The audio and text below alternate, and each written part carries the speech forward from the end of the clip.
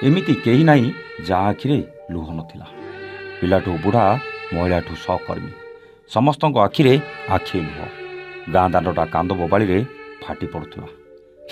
କେମିତି କାନ୍ଦିବେନି ଆଜ୍ଞା?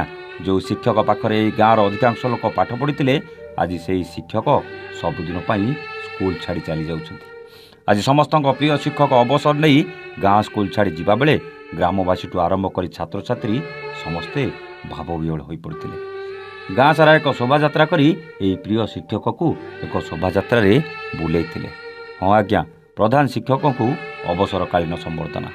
ଗାଁ ପରିକ୍ରମା କଲାବେଳେ ବନ୍ଦାପନା ସହିତ କାନ୍ଦି କାନ୍ଦି ବିଦାୟ ଦେଲେ ଗ୍ରାମବାସୀ ଓ ଛାତ୍ରଛାତ୍ରୀ।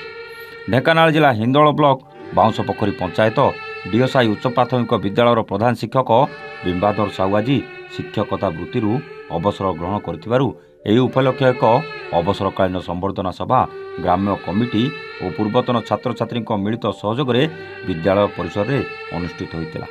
ଆୟୋଜିତ ସଭା କାର୍ଯ୍ୟକ୍ରମରେ ବିଦ୍ୟାଳୟର ଉପଦେଷ୍ଟା ସୁରେନ୍ଦ୍ର କୁମାର ପଟ୍ଟନାୟକ ସଭାପତିତ୍ୱ କରିଥିଲେ। ବିଦ୍ୟାଳୟରେ ବହୁ ଘାତ ପ୍ରତିଘାତ ମଧ୍ୟରେ 32 ବର୍ଷ ଧରି ଶିକ୍ଷକତା କରି ଆଜି ଅବସର ଗ୍ରହଣ କରିଥିବାରୁ ଗ୍ରାମବାସୀଙ୍କ ସମେତ ଉପସ୍ଥିତ ବହୁ ପୁରାତନ ଛାତ୍ରଛାତ୍ରୀ ଓ ବର୍ତ୍ତମାନ ଶିକ୍ଷାଲାଭ କରୁଥିବା ଛାତ୍ରଛାତ୍ରୀଙ୍କ ଆଖିରୁ ଆପେ ଆପେ ଲୁହ ଆସିଯାଇଥିଲା ଆଜ୍ଞା। ବହୁ ପୁରାତନ ଛାତ୍ରଛାତ୍ରୀ ସମ୍ବର୍ଦ୍ଧନା ସଭାରେ ନିଜର ପ୍ରିୟ ବିଦାୟୀ ପ୍ରଧାନ ଶିକ୍ଷକଙ୍କ ଉଦ୍ଦେଶ୍ୟରେ କିଛି କହୁ କହୁ ଭାବପ୍ରବଣ ହୋଇପଡ଼ିଥିଲେ। ନିଜ କର୍ମମୟ ଜୀବନରେ ଦୀର୍ଘ ବର୍ଷ ଡିଓସାହି ବିଦ୍ୟାଳୟରେ କଟିଥିବାରୁ ବିଦାୟୀ ପ୍ରଧାନ ଶିକ୍ଷକ ଶ୍ରୀ ସାହୁ ସମସ୍ତଙ୍କୁ ଧନ୍ୟବାଦ ଓ କୃତଜ୍ଞତା ଜ୍ଞାପନ କରିଥିଲେ। ଆଜିର ଦିବସଟିକୁ ସ୍ମରଣୀୟ କରିବା ପାଇଁ ଛାତ୍ରଛାତ୍ରୀଙ୍କ ପକ୍ଷରୁ ବିଦାୟୀ ସଙ୍ଗୀତ ଗାନ କରାଯାଇଥିଲା।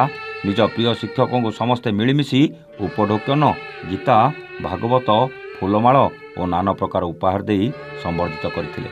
ପରେ ପରେ ସମସ୍ତଙ୍କ ଗହଣରେ ପ୍ରଧାନ ଶିକ୍ଷକଙ୍କୁ ବାଜା, ବାଣ ଓ ନାମ ସଂକୀର୍ତ୍ତନରେ ଗ୍ରାମ ପରିକ୍ରମା କରାଯାଇଥିଲା। ଗ୍ରାମ ପରିକ୍ରମା ବେଳେ ଗାଁର ମହିଳାମାନେ ଅକ୍ଷତ, ପୁଷ୍ପ, ଧୂପ ଦୀପରେ ତାଙ୍କୁ ବନ୍ଦାପନା କରିଥିଲେ।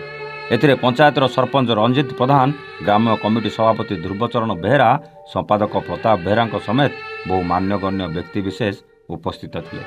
ଢେଙ୍କାନାଳ ହିନ୍ଦୋଳରୁ କ୍ୟାମେରା ପର୍ସନ ସୁଜିତ ପୃଷ୍ଟିଙ୍କ ସହ ସୁଜିତ କୁମାର ବେହେରାଙ୍କ ରିପୋର୍ଟ, ୟୁଆନ୍ ଓଡ଼ିଆ।